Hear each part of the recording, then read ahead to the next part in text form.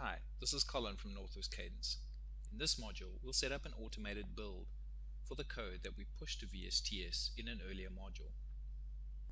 I've opened up a browser and I've browsed to the source code repository on my VSTS team project. We're on the master branch right now. On the top right, I'll hit Setup Now to create a new build definition from the master branch. I'm going to select Maven from the project templates and click Next.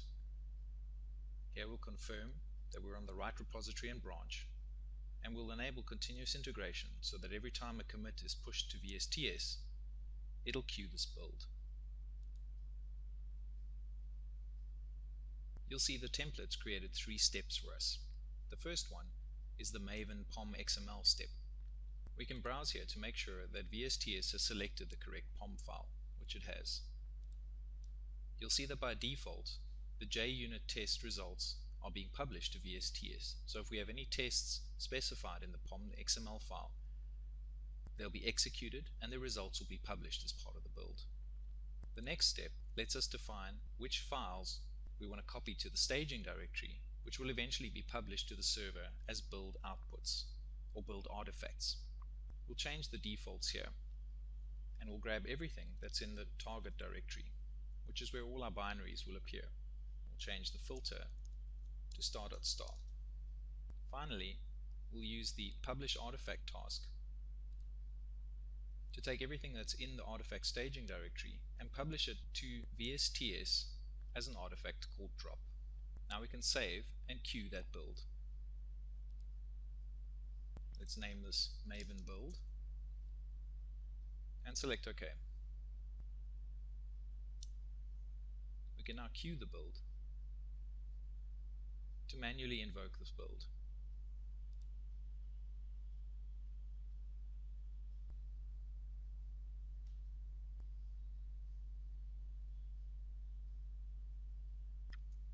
It looks like our build is completed successfully.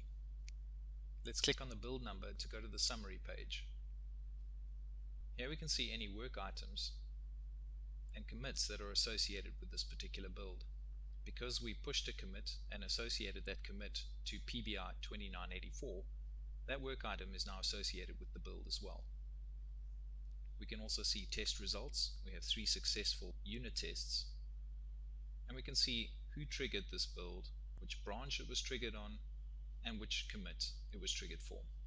Let's go and add code coverage as an extra bit of telemetry for the build. We'll edit the build definition and we'll simply select the code coverage tool. In this case, we're going to select Jacoco. Let's save that and queue a new build.